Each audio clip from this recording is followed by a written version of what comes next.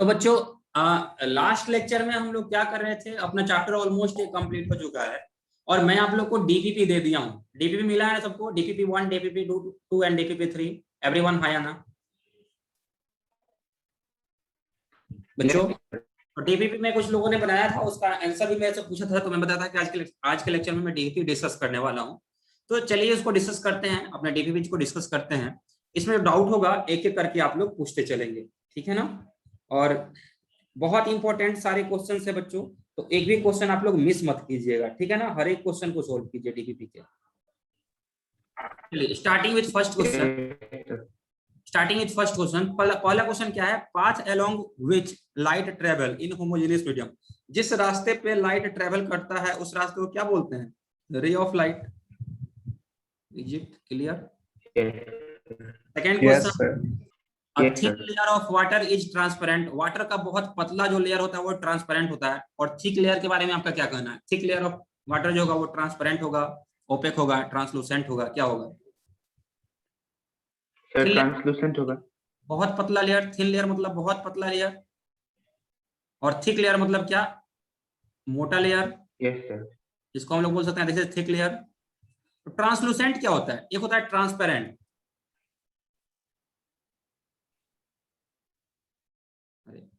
इधर नहीं, इधर लिख दो। एक होता है बच्चों ट्रांसपेरेंट, दूसरा होता है ट्रांसलूसेंट, एंड तीसरा होता है ओपेक। ओपेक मतलब क्या हुआ? ओपेक मतलब हुआ जिससे बिल्कुल भी लाइट पास ना हो। ट्रांसपेरेंट मतलब जो पूरा का पूरा लाइट अपने से अंदर से क्या करते, पास कर दे। और ट्रांसलूसेंट मतलब क्या हुआ? ट्रांसलूसेंट मतलब ये जो है ये ट्रांसपेरेंट से कम लाइट को पास करने देगा, और ओपेक से ज्यादा। ओपेक तो बिल्कुल ही पास नहीं करने दे रहा था। जैसे मान लीजिए कि आपने दो लोगों ने अपने रूम में क्या किया है, विंडो लगाया है। दो अलग अलग घर का ही विंडो है, ठीक है? इसने पतला शीशा यूज किया है और व्हाइट कलर का शीशा यूज किया है, जबकि दूसरे वाले ने थिक शीशा यूज किया है और मान लो इसने ब्लैक कलर का शीशा यूज किया है, ठीक है? तो जब ब्लैक कलर वाले के घर में जब लाइट जलेगा और इसके घर में भी जब लाइट जलेगा, तो बाहर से देखने में ज्यादा क्लियर किसका अंदर का व्यू दिख पाएगा?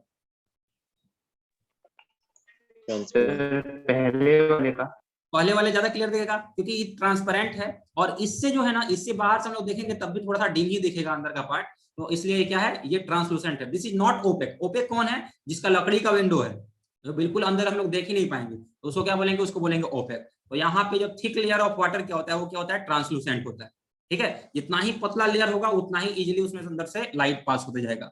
बहुत मोटा थिकनेस जब बढ़ जाएगा वाटर का, तब क्या हो जाएगा? वो ट्रांसलूसेंट हो जाएगा। Is it clear? आप एग्जांपल खुद से कर सकते हैं। मान लीजिए आप व्हाइट कलर का एक पॉलिथीन लीजिए, व्हाइट कलर का पॉलिथीन लीजिए। ऐसा तो नॉर्मली हम पॉलिथीन से देखते हैं तो आमने सामने का दिखता है, ट्रांसपेरेंट होता है व्हाइट कलर का पॉलिथीन। अब उस पॉलिथीन में क्या होगी कि ये पॉली बैग जो व्हाइट कलर का है, उसमें क्या कीजिए बच्चों, उसमें आप लोग अब पानी डाल दीजिए। इस पॉली बैग में हमने क्या कर दिया? पानी से भर दिया इसको। अब दूसरे तरफ से देखने की कोशिश कीजिए, आपको क्लियर नहीं दिखाई देगा। चीजें इधर की दिखेंगी, इधर की चीजें दिखेंगी, लेकिन वो क्लियर नहीं दिखेंगी, ठीक है ना? ओके, आगे चलते हैं। अगला क्वेश्चन, क्वेश्चन नंबर 3। इसका आंसर हो गया ट्रांसलूसेंट। थर्ड क्वेश्चन क्या है? Air is not visible because. Air क्यों अपने को नहीं दिखता है? तो कोई भी चीज क्यों नहीं दिखता है बच्चों? या तो हो सकता है कि उससे लाइट, पहले ये समझते हैं कि कोई भी चीज हमको दिखता क्यों है। जैसे मान लो कि ये एक ऑब्जेक्ट है, ये ऑब्जेक्ट अपने को दिख रहा है, लेकिन अगर डार्क रूम में एकदम रहे, एकदम रूम डार्क है, तो ये वाला ऑब्जेक्ट अपने को दिखेगा क्या? नहीं दिखेगा, अंधेरे रूम में। लेकिन इसी अंधेरे वाले रूम में जब हमने बल्ब जला दिया तो क्या होगा? ये वाला ऑब्जेक्ट दिखने लगेगा। यानी कहीं ना कहीं ये ऑब्जेक्ट क्यों दिख रहा है? क्योंकि यहाँ से बल्ब से इस पे लाइट पड़ा और इससे रिफ्लेक्ट होकर हमारे आंखों पे लाइट आया, तब हम क्या पाए? इसको देख पाए। तो क्या बोल रहा है? एयर जो है सो नहीं विजिबल है। इसके पीछे का रीजन क्या क्या हो सकता है? ऑप्शन ए बोल रहा है is nearly perfectly transparent substance. ये इसलिए नहीं विजिबल है क्योंकि परफेक्टली ट्रांसपेरेंट है। तो ये बच्चों की बात भी हम मान सकते हैं कि जो ऑब्जेक्ट परफेक्टली ट्रांसपेरेंट होगा ना, उसको हम नहीं देख पाएंगे। जो ऑब्जेक्ट परफेक्टली ट्रांसपेरेंट होगा उसको हम नहीं देख पाएंगे। आपके सामने मैं एक व्हाइट ग्लास लगा दिया हूं और यहाँ पे एक ब्लैक ग्लास लगा दिया हूं, ठीक है? तो व्हाइट ग्लास को आपको देखने में थोड़ी सी क्या होगी? डिफिकल्टी होगी। बहुत बार तो ऐसा भी होता है कि अच्छे शोरूम में जाइएगा, एकदम उनका ग्लास इतना क्लीन रहता है ना, किसी मान लीजिए इलेक्ट्रॉनिक्स के शोरूम वगैरह में चले जाइए आप, तो उनका ग्लास एकदम क्लीन रहता है, अंदर में खूब अच्छे से लाइटिंग रहता है और आगे शीशा लगाया हुआ रहेगा। और कितने बार क्या होता है, लोगों को लगता है कि वो तो गेट खुला हुआ है, जाकर के शीशा टकरा जाते हैं। तो जाकर के शीशा से क्यों टकरा जाता है, क्योंकि उसको लगता है शीशा है ही नहीं, उसने देख ही नहीं पाया। तो ट्रांसपेरेंट ऑब्जेक्ट को जो जितना ही ज्यादा परफेक्ट ट्रांसपेरेंट होगा ना, हम क्या होंगे, हम उसको नहीं देख पाएंगे। इज इट क्लियर और नॉट? Yes sir. ठीक है सर। हाँ बोलिए बोलिए। सर अगर सर जैसे कि मिरर भी जब क्लीन होता है तब हमें तो अपने चेहरे या फिर इमेज तो देखते हैं सर, पर हाँ। लेकिन जब एक सर शोरूम या फिर किसी सर ऐसे शॉप वगैरह में सर जब क्लीन ग्लास होता है तो उसमें हम लोग अपनी इमेज क्यों नहीं देखते हैं सर? नहीं, अब देखिए मिरर जो है ना, मिरर में सिर्फ एक ग्लास नहीं होता है, ये ग्लास तो आगे एक कवरिंग रहता है, इसके पीछे सिल्वर का पेंट रहता है, सिल्वर कोटिंग रहता है। Yes sir. ठीक है, और ये सिल्वर कोटिंग क्या करता है, ये सिल्वर कोटिंग लाइट को रिफ्लेक्ट करता है। अगर ये सिल्वर कोटिंग नहीं होता तो यहाँ पे सिर्फ और सिर्फ क्या होता है, रिफ्लेक्शन होता है, लाइट इधर पड़ता और इधर से मुड़ करके इधर निकल जाता। ठीक है ना, लेकिन due to this silver coating क्या होता है, इसका यहाँ से रिफ्लेक्शन होता है। एक्चुअली यहाँ से रिफ्लेक्शन नहीं होता है, लाइट पहले आएगा, फिर थोड़ा सा जितना ठीक शीशा होगा उतना ज्यादा उसका रिफ्लेक्शन होगा और फिर यहाँ से बाहर निकलेगा। ओके, क्लियर है ये? Yes sir. तो ये देखिए पहला पार्ट क्या था कि ये विजिबल नहीं है क्योंकि परफेक्टली ट्रांसपेरेंट है। हाँ बिल्कुल सही, हम बोल सकते हैं कि ये ट्रांसपेरेंट है इसलिए नहीं दिख रहा है। दूसरा पॉइंट, ना ही तो ये लाइट को एब्जॉर्ब करता है, neither absorbs nor reflects light, ना ही लाइट को एब्जॉर्ब करता है ना ही रिफ्लेक्ट करता है, ये भी बोल सकते हैं। ये ऑब्जेक्ट हम क्यों देख पा रहे थे, क्योंकि ये लाइट क्या कर रहा था, रिफ्लेक्ट कर रहा था। अब देखो एक अगर मान लो मैं आपसे क्वेश्चन पूछूं कि कोई भी चीज रेड कलर का क्यों दिखता है, कोई भी चीज रेड कलर का क्यों दिखता है, जैसे मान लो clear all my drawing cancel. चलिए देखिए, मैं बच्चों आपके सामने डिफरेंट डिफरेंट कलर्स के डॉट्स बना रहा हूं। ठीक है, एक डॉट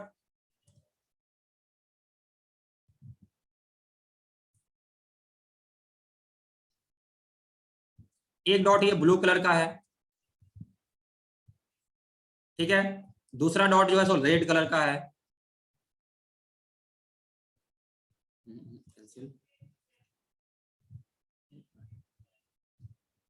तीसरा मान लीजिए ग्रीन कलर का है। ये तीन अलग अलग कलर का मैं आपके सामने क्या किया, डॉट बना दिया। ओके, अब देखिए, अब बच्चों मैं बात करूंगा कि ये जो ब्लू कलर वाला डॉट है, ये ब्लू कलर का ही क्यों दिख रहा है, ये रेड कलर का ही क्यों दिख रहा है, ये ग्रीन कलर का ही क्यों दिख रहा है, इसके पीछे का रीजन क्या है? तो इसके पीछे का रीजन ये है बच्चों कि इतना दूर पे इस पे क्या गिरा, इस पे व्हाइट लाइट आकर के गिरा और इसने क्या किया, इसने सभी कलर को रिफ्लेक्ट कर दिया एक्सेप्ट ब्लू कलर। इसने क्या किया, इसने ब्लू कलर को कैच कर लिया और बाकी सभी कलर को रिफ्लेक्ट कर दिया, इसलिए ये ऑब्जेक्ट क्या दिख रहा है, ब्लू दिख रहा है। ये जो है ये रेड कलर क्यों दिख रहा है, क्योंकि इसके ऊपर व्हाइट लाइट गिरा और इसने क्या किया, इसने सभी कलर को एब्जॉर्ब कर लिया और रेड कलर को सभी कलर को रिफ्लेक्ट कर दिया और रेड को क्या किया, एब्जॉर्ब कर लिया, इसलिए रेड कलर का दिख रहा है। ये ग्रीन क्यों दिख रहा है, जब इस पे लाइट गिरा तो इसने सभी कलर को एब्जॉर्ब कर लिया, सभी कलर को रिफ्लेक्ट कर दिया और ग्रीन को क्या किया, एब्जॉर्ब कर लिया। कोई भी चीज व्हाइट कलर का क्यों दिख रहा है, क्योंकि उसके ऊपर जब लाइट पड़ता है तो वो पूरे के पूरे कलर लाइट को क्या करता है, रिफ्लेक्ट कर देता है। और कोई भी चीज ब्लैक क्यों दिखता है, क्योंकि उसके ऊपर जो भी लाइट पड़ता है उसमें से सभी को क्या कर लेता है, एब्जॉर्ब कर लेता है। Is it clear to all of you? Sir हाँ, आपने सेम जगह पे आसपास की दूरी पे सर आपने अलग अलग कलर का डॉट बनाया है। फिर से बोलिए। सर मतलब आपने सेम स्पॉट पे सर मतलब थोड़ी दूर पे सर मतलब डॉट बनाया सर। हाँ हाँ, तो फिर सर मतलब वो व्हाइट लाइट ने ब्लू कलर को पकड़ के ही बाकी सारे कलर्स को क्यों छोड़ दिया सर, और रेड कलर को पकड़ के बाकी सारे कलर्स को क्यों छोड़ दिया सर, मतलब वो कैसे हुआ? ये तो प्रॉपर्टी हो गया ना उस जगह में वो, ये तो इस जगह का प्रॉपर्टी हो गया ना। ठीक है, इस पे जितना भी कलर गिरा उसमें से सिर्फ और सिर्फ किसने क्या किया, इसने ग्रीन कलर को अपने पास कैच कर लिया, बाकी को रिफ्लेक्ट कर दिया। इसीलिए तो सजेस्ट किया जाता है कि गर्मी के दिनों में आप व्हाइट कलर का कपड़ा पहनिए। व्हाइट कलर का कपड़ा क्यों पहनेंगे, क्योंकि सनलाइट भी क्या है, सनलाइट आगे आप चल के पढ़िएगा, it is form of energy, वो भी तो एनर्जी का ही फॉर्म है। ठीक है, इलेक्ट्रोमैग्नेटिक वेव की एनर्जी रखे हुए रहता है। तो व्हाइट कलर का कपड़ा क्या करता है, सबको रिफ्लेक्ट कर लेता है। अब रिफ्लेक्ट करेगा तो डेफिनेटली गर्मी कम लगेगी। ब्लैक कलर क्या करेगा, ब्लैक कलर सबको एब्जॉर्ब कर लेगा। एब्जॉर्ब कर लेगा तो गर्मी क्या लगेगी, ज्यादा लगेगी। क्लियर है ये? हाँ है ना? हाँ या ना बता देंगे। Yes sir. Yes sir. Very good. चलिए तो अब देखिए इसके आगे, तो पहला ये क्लियर है, ट्रांसपेरेंट है। दूसरा क्या है, ये ना ही तो लाइट को ऑब्जर्व करता है ना ही रिफ्लेक्ट करता है, इसके कारण अपने को नहीं दिखता है।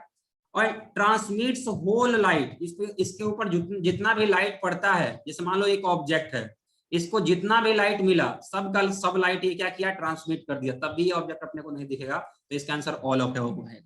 ठीक है ना? ये तीनों क्वालिटी एयर के पास होता है, इसलिए अपने को क्या होता है, इसलिए अपने को एयर नहीं दिखता है। ओके, तीनों ये क्या है, ये सही है। आगे चले क्वेश्चन नंबर 4 पे। Yes sir. क्या बोल रहा है, according to law of reflection of light angle of incidence is equal to angle of reflection. बिल्कुल सही। लॉ ऑफ रिफ्लेक्शन क्या बोलता है, angle of incidence equal to angle of reflection.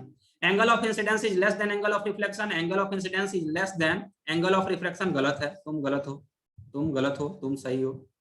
Angle of incidence is, तुम भी गलत, option A सही। Okay yes sir.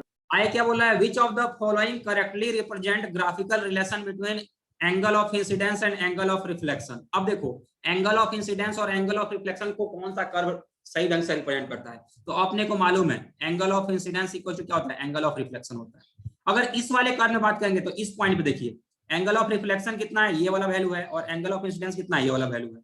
अगर वहीं हम इस वाले पॉइंट पे आ जाएंगे, इस वाले पॉइंट पे आ जाएंगे, तो this is angle of reflection, ये देखिए कम है, and this is angle of incidence, ये वैल्यू क्या है, ज्यादा है, तो this curve is wrong. Clear? Yes sir. यहाँ पे बात करेंगे, चलिए इस पॉइंट पे बात करते हैं। इस पॉइंट पे एंगल ऑफ रिफ्लेक्शन कितना है, मात्र बहुत कम है, ये इतना है बस। और एंगल ऑफ इंसिडेंस कितना है, एंगल ऑफ इंसिडेंस है ये वाला वैल्यू, तो दिस इज ऑल्सो रॉन्ग, यहाँ पे भी इक्वल नहीं आ रहा है। क्लियर और नॉट? चलिए सिमिलर कंडीशन यहाँ पे हो जाएगा, लेकिन इस वाले में किसी भी पॉइंट पे आप वर्क कर लीजिए, किसी भी पॉइंट पे आप वर्क कर लीजिए, जितना एंगल ऑफ रिफ्लेक्शन है उतना ही एंगल ऑफ इंसिडेंस है, जितना एंगल ऑफ रिफ्लेक्शन है उतना ही एंगल ऑफ इंसिडेंस है, जितना एंगल ऑफ रिफ्लेक्शन है उतना ही एंगल ऑफ इंसिडेंस है। So this curve is right. Okay yes sir. अगर आपको ऐसा दिया रहता कि ये है y एक्सिस, ये है x एक्सिस, इस पे एंगल ऑफ रिफ्लेक्शन रखे हुए हैं, एंगल ऑफ इंसिडेंस इस पे रखे हुए हैं, आपको दो कर्व दिया हुआ है, these are two curve, this angle is 30 degree, this angle is 45 degree. अब इसमें दोनों में से कौन सा सही होगा?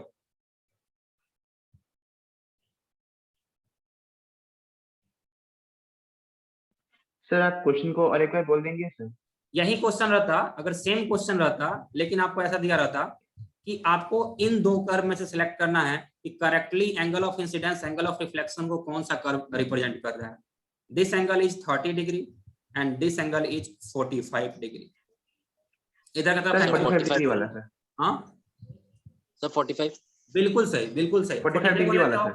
45 वाला जो है वो हर बार x और y इक्वल आएगा। अभी आप लोग स्ट्रेट लाइन नहीं पढ़े हैं, 11th में चल के आप लोग स्ट्रेट लाइन पढ़े, बेसिक मैथमेटिक्स में मैं पढ़ाऊंगा, अभी आप लोगों को बेसिक मैथमेटिक्स पढ़ाऊंगा ना, तो उस वक्त मैं आपको बता दूंगा। ठीक है, तो चलते हैं आगे। अब इसके आगे अगला क्वेश्चन, अगला क्वेश्चन क्या बोल रहा है, concave mirror of focal length f। Concave mirror है, कॉनकेव मिरर का फोकल लेंथ कितना है, कॉनकेव मिरर का बच्चों फोकल लेंथ f है। Is emerge in a liquid of refractive index 4/3। इसको हमने क्या किया, इसको हमने एक ऐसे लिक्विड में इमर्ज कर दिया जिस लिक्विड का रिफ्रैक्टिव इंडेक्स 4/3 था। इसको हमने एक लिक्विड में रख दिया, और इस लिक्विड का रिफ्रैक्टिव इंडेक्स कितना है, इस लिक्विड का रिफ्रैक्टिव इंडेक्स है 4/3। अब बोल रहा है कि focal length of mirror will be. अब फोकल लेंथ पे क्या फर्क पड़ेगा, क्या लग रहा है आप लोग को? पहले फोकल लेंथ f था, जब लिक्विड में रख देंगे तो फोकल लेंथ पे क्या फर्क पड़ेगा, कुछ फर्क पड़ेगा क्या? नो सर, बिल्कुल नहीं पड़ेगा। रहेगा sir. Focal length equal to क्या होता है, r/2। Focal length equal to r/2। In case of mirror focal length do not depend on refractive index. In case of mirror focal length do not depend on refractive index, तो focal length उतना ही रहेगा। तो option C is correct. Okay हाँ ना? Yes sir. आगे चलते हैं। Question number 7, a ray of light is incident on a plane mirror at an angle theta. ये रहा प्लेन मिरर, मान लीजिए दिस इज प्लेन मिरर, इस पे एक रे ऑफ लाइट जो है वो थीटा एंगल पे आके इंसिडेंट किया है। चलिए ये रहा नॉर्मल, ये रहा एंगल ऑफ ये इंसिडेंट लाइट, ये वाला एंगल ऑफ इंसिडेंट रहा। The angle between incident ray and reflected ray is 80 degree. ये रहा रिफ्लेक्टेड रे, ये हो गया एंगल ऑफ रिफ्लेक्शन। तो बोला है इंसिडेंट रे और रिफ्लेक्टेड रे के बीच का एंगल, ये वाला एंगल कितना है 80 डिग्री। वैल्यू ऑफ थीटा कितना होगा ये बताइए।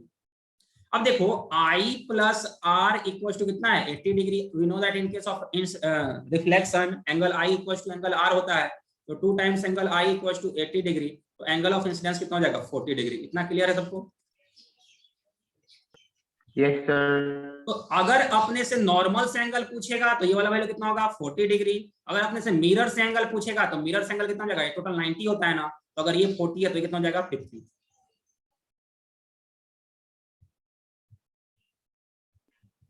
Yes okay, sir.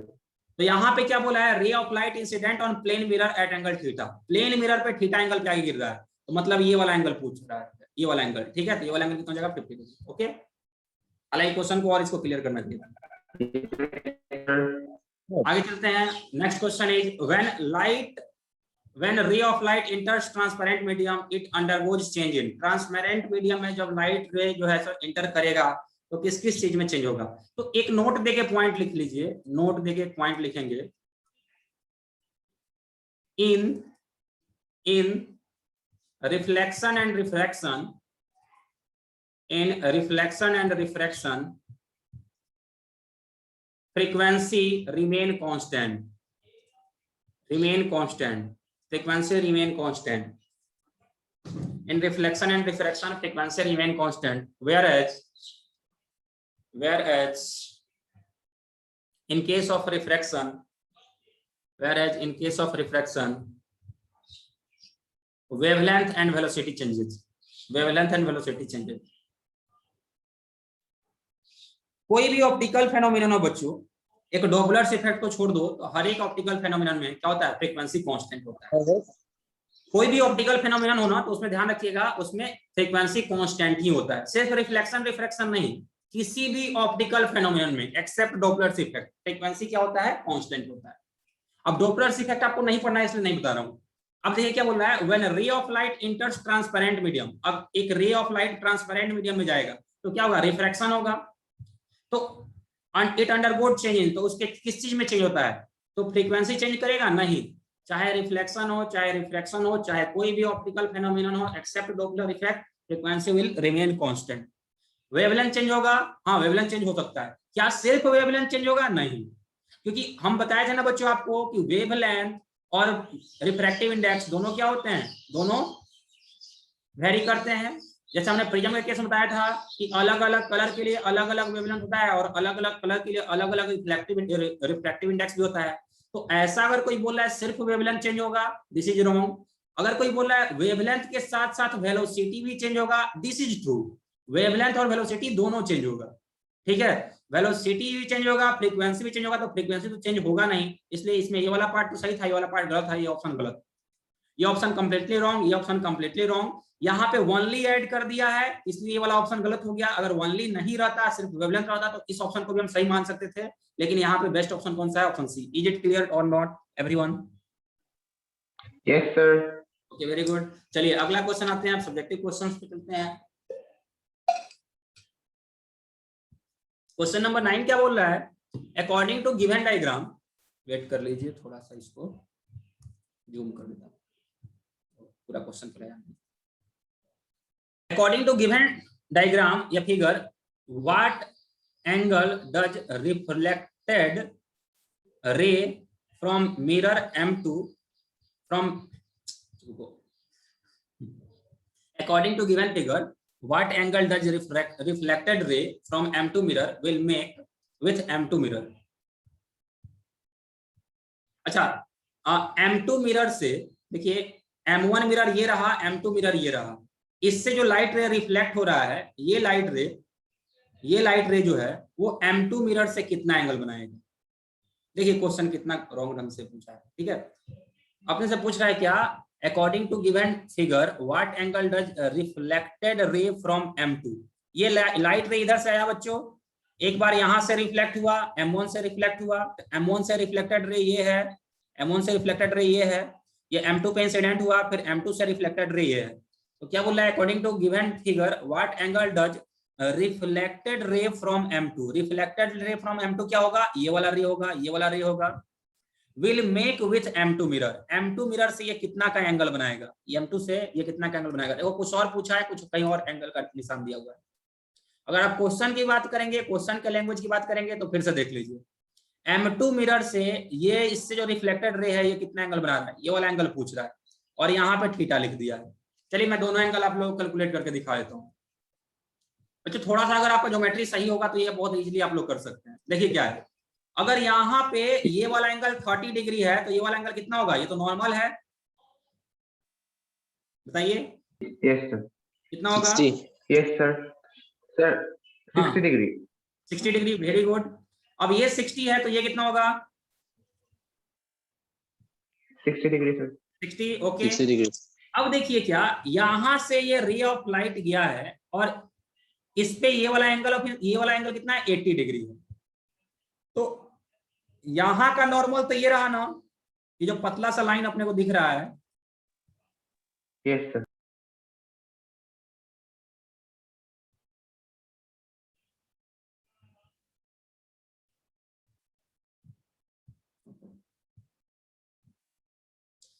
यहां का नॉर्मल तो बच्चों ये वाला लाइन रहा, जो पतला सा लाइन दिख रहा है ये वाला नॉर्मल यहां का होगा।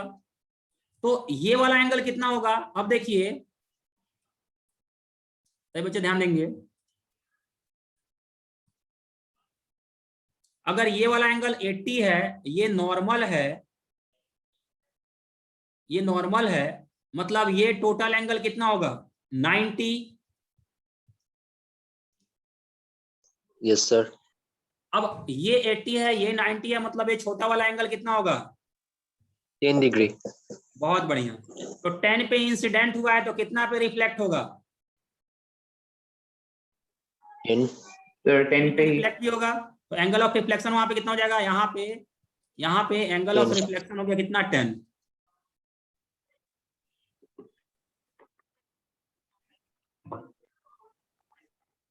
अब देखिए ये स्ट्रेट लाइन, तो टोटल तो 180 होगा, this is 80 and this is 10 + 10 20, 80 + 20 कितना हो जाएगा, 100।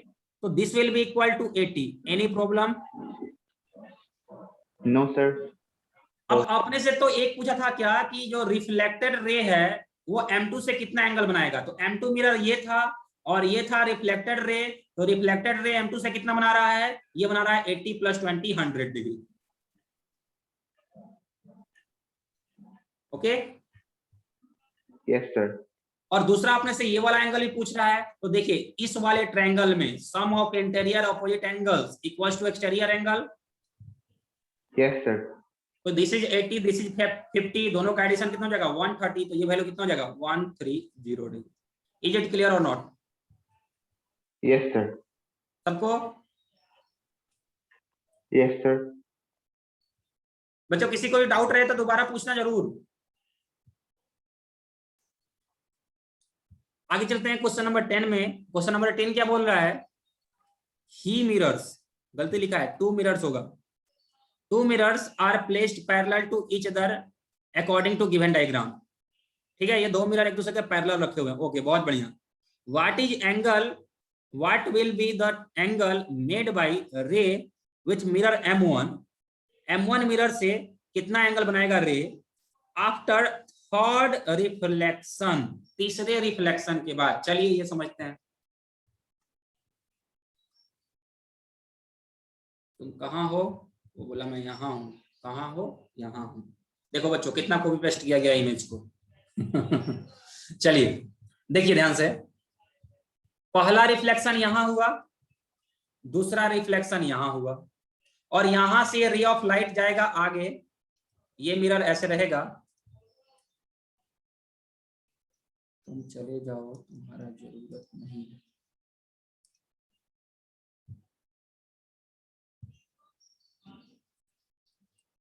ये मिरर ऐसे आगे अपग्रेड जाएगा, ये मिरर भी आगे ऐसे जाते रहेगा। तो अब देखिए पहला रिफ्लेक्शन, दूसरा रिफ्लेक्शन, यहाँ पे क्या होगा, यहाँ पे होगा तीसरा रिफ्लेक्शन। ये डायग्राम थोड़ा सा है ना, ये वाला रे थोड़ा सा रॉन्ग वे में बना दिया गया है। चलिए अब समझते हैं। दोनों मिरर आपस में बच्चों पैरेलल है। ये इंसिडेंट रे आया, 30 पे इंसिडेंट हुआ, तो ये वाला एंगल भी कितना होगा, 30। हाँ या ना बताते चलेंगे।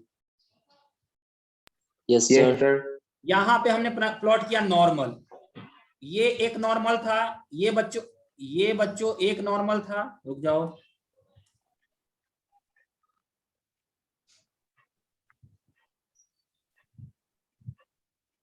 ये एक नॉर्मल था,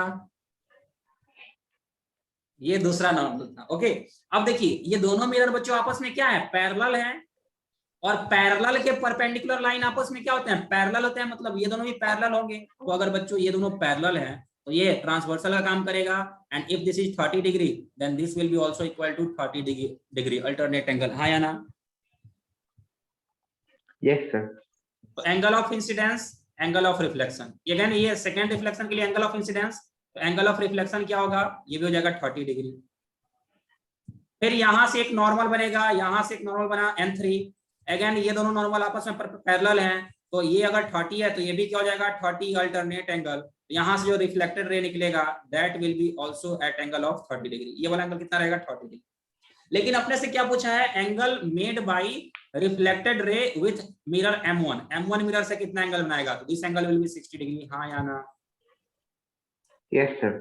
अभी बच्चे क्लियर है ये? Yes sir. क्वेश्चन नंबर 11 क्या बोल रहा है कि what is the value of angle of incidence and angle of reflection for normal incidence. Normal incidence मतलब क्या हुआ, ये है मिरर, नॉर्मल इंसिडेंट मतलब क्या हुआ, incident ray is perpendicular to mirror. अब ये रहा इंसिडेंट रे, और नॉर्मल कहां होगा, तो नॉर्मल भी इस बार वहीं पे होगा। अपने को मालूम है नॉर्मल भी क्या होता है, नॉर्मल भी परपेंडिकुलर टू मिरर होता है। एंगल ऑफ इंसिडेंस क्या होता है, angle of incidence equals to angle between incident ray and normal. Incident ray and normal के बीच के एंगल को क्या बोलते हैं, एंगल ऑफ इंसिडेंट बोलते हैं। तो यहीं पे नॉर्मल था जो कि मिरर के परपेंडिकुलर था, और इंसिडेंट रे भी मिरर के परपेंडिकुलर है। तो दो लाइन बच्चों अगर मिरर के परपेंडिकुलर है मतलब आपस में दोनों पैरेलल है, मतलब उन दोनों के बीच का एंगल कितना है, 0 है। तो एंगल ऑफ इंसिडेंस कितना हो गया, 0 डिग्री। हाँ ना? Yes sir.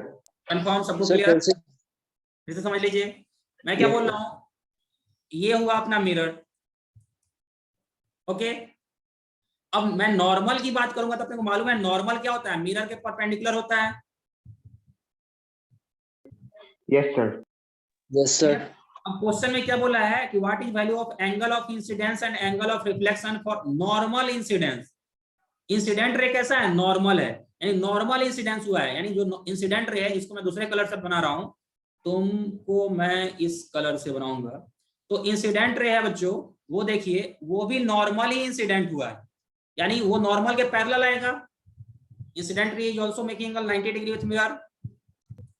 Yes sir. तो नॉर्मल और अगर इंसिडेंट रे दोनों आपस में पैरेलल हैं, और इंसिडेंट रे क्या होता है, ये angle between incident ray and normal. तो नॉर्मल और इंसिडेंट रे जब दोनों आपस में पैरेलल हैं, दो पैरेलल लाइन के बीच का एंगल कितना होता है, 0 होता है। तो एंगल ऑफ इंसिडेंस क्या हो जाएगा, 0 डिग्री। Yes sir.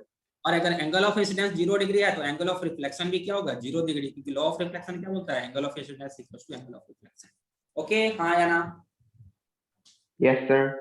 अच्छा से एकदम क्लियर हो गया ना बच्चों? देखो असाइनमेंट करोगे ना, हाँ सर। बीपीटी करोगे ना, तो तुम्हारा फिजिक्स बहुत इंप्रूव होगा, ठीक है ना? लेक्चर ज्यादा इंपॉर्टेंट होता है, जो मैं आपको थ्योरेटिकल लेक्चर पढ़ाता हूँ ना, उससे भी ज्यादा इंपॉर्टेंट होता है असाइनमेंट का डिस्कशन। तो असाइनमेंट का एक एक क्वेश्चन चुन चुन के करेंगे। कैसे करेंगे, बोलो? चुन के करेंगे। हाँ, ढूंढ ढूंढ के करेंगे। पूछेंगे तुम कहाँ हो, वो बताएगा मैं यहाँ हूँ, बोलेंगे चलो तुम्हें सोल्व करें। अगला क्वेश्चन देखिए बच्चों क्या है, असाइनमेंट नंबर 2, डीपीपी नंबर 2 पे हम लोग आते हैं। बोल रहा है the image of moon is formed by concave mirror. Moon का इमेज एक कॉनकेव मिरर बना रहा है, ठीक है। Whose radius of curvature is 4.8 meter, यानी रेडियस ऑफ कर्वेचर दिया हुआ है किसका, मिरर का, 4.8 मीटर। बहुत बढ़िया। at a time when distance from moon is 2.4 into 10⁸ होगा, ये गलती यहाँ पे लिख दिया, इसको 10⁸ लिखेंगे। तो distance of earth, moon and mirror कितना दिया हुआ है, डिस्टेंस दिया हुआ है बच्चों 2.4 into 10⁸ meter. Okay. Diameter of image, image का डायमीटर दिया हुआ है 2.2 सेंटीमीटर। डी इमेज ये दिया कितना 2.2 सेंटीमीटर डायमीटर ऑफ मून पूछ रहा है। चलिए देखिए इसको ब्लैंक पेज पे बताता हूँ। देखिए बच्चों अपने पास क्या है, अपने पास एक कॉनकेव मिरर है, तो मान लीजिए ये है concave mirror, this is a concave mirror, this is principal axis, this is principal axis. अब सोचिए मून कहाँ है, मून तो इन्फिनाइट पे है अर्थ के कंपेयर में, अर्थ के कंपेयर में मून कहाँ है, मून तो इन्फिनाइट पे है। Yes sir. तो मून तो ऑलरेडी Yes. इन्फिनाइट पे है, तो अपने को मालूम है कि जब ऑब्जेक्ट इन्फिनाइट पे होता है तो उसका इमेज कहाँ बनता है, फोकस पे बनता है। Yes sir. तो इस पॉइंट को Yes, हमने sir. क्या मान लिया, इस पॉइंट को हमने इन्फिनाइट मान लिया। तो अगर ये फोकस है तो यहां इसका इमेज बनेगा,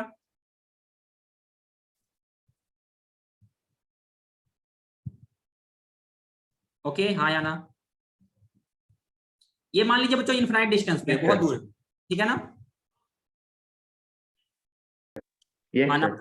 ओके अब चलिए Yes. अब इमेज बनाते हैं। यहां से एक रे ऑफ लाइट ऐसे आया होगा कहाँ पे, तो ये जाके टकराया होगा पोल, पोल के पास। अपना डायग्राम जो है तो अच्छा नहीं बन पाया, लेकिन कोई बात नहीं, एडजस्ट करते हैं, ठीक है। और ये ऐसे यहां से रिफ्लेक्ट होकर गया होगा, ऐसा एक ट्रायंगल बनेगा। Yes sir. चलो ऐसा कुछ बना, कुछ अब सही बना, थोड़ा सा, पूरा तो सही नहीं हुआ, ठीक है। तो आप देखिए बोल रहा है कि मिरर से मून का distance, distance between moon and mirror 2.4 into 10⁸ metre, यानी this distance is 2.4 into 10⁸ metre. फिर देखिए दूसरा चीज क्या है, दूसरा चीज दिया हुआ है अपने को, रेडियस ऑफ मून इज, चलिए radius of curvature of mirror दिया हुआ है, radius of curvature of mirror is 4.8 meter, radius of mirror equals to 4.8 meter, तो फोकल लेंथ ऑफ मिरर कितना हो जाएगा 2.4 मीटर। क्लियर? Yes, sir. अब इमेज तो फोकस पे बन रहा है, मतलब दिस डिस्टेंस इज 2.4 मीटर। फिर अपने को क्या बोल रहा है, फिर बच्चों अपने को बोल रहा है क्या कि diameter of image is 2.2 centimetre, diameter of image D image is 2.2 centimetre, तो सारा काम मीटर में कर रहे हैं तो इसको भी मीटर में करेंगे, 2.2 into 10⁻² meter. Okay Yes, sir. ये समझ में आ रहा है ना, मीटर को सेंटीमीटर को मीटर में कन्वर्ट करने के लिए 10⁻² से मल्टीप्लाई कर दीजिए या फिर 100 से डिवाइड कर दीजिए। अब देखिए अपने को मालूम है दोनों ट्रायंगल क्या रहेंगे, दोनों ट्रायंगल सिमिलर रहेंगे। और बच्चों ये दोनों ट्रायंगल अगर सिमिलर है तो इसका नाम डायमीटर ऑफ मून, इसका नाम diameter of image of moon, ये ऑब्जेक्ट डिस्टेंस, ये इमेज डिस्टेंस, तो क्या लिखेंगे d/u equals to small d/v। हाँ या ना, similarity of triangle. Okay Yes, sir. तो d का वैल्यू कितना है, d का वैल्यू है बच्चों अपने को कैलकुलेट करना, डायमीटर ऑफ मून फाइंड करना है। u का वैल्यू कितना है 2.4 into 10⁸, 2.4 into 10⁸, less than 1 minute बचा हुआ है, टाइम आउट हो जाएगा तो वाला कैलकुलेशन आप घर पे कीजिएगा। स्मॉल d का वैल्यू अपने को दिया हुआ है 2.2 इंटू 10⁻², और v क्या है, इमेज डिस्टेंस फोकल लेंथ के इक्वल 2.4 मीटर। अब अपने को d का वैल्यू कैलकुलेट करना है, कैलकुलेट कर लीजिए, 2.4 से 2.4 हो जाएगा कैंसिल, तो d will be equal to 2.2 into 10⁻² into 10⁸, तो this will be equal to 2.2 into 10⁻6 meter. इतना आएगा डायमीटर ऑफ मून। हम लोग अर्थ पे बैठ के मून का डायमीटर कैलकुलेट कर लिए। मुबारक हो, आप सभी साइंटिस्ट बन गए। क्लियर है बच्चों, आया ना? Yes sir. समझ में आया ना? Yes, तो अगर sir. अपने पास फिजिकल क्लास हाँ, रहता तो मैं आपको ये वर्क करके भी दिखाया था, आपको इमेज बना करके दिखाया था, तो ये हम लोग फिजिकली भी कैलकुलेट कर सकते हैं। आपको बस एक कनकेव मिरर चाहिए।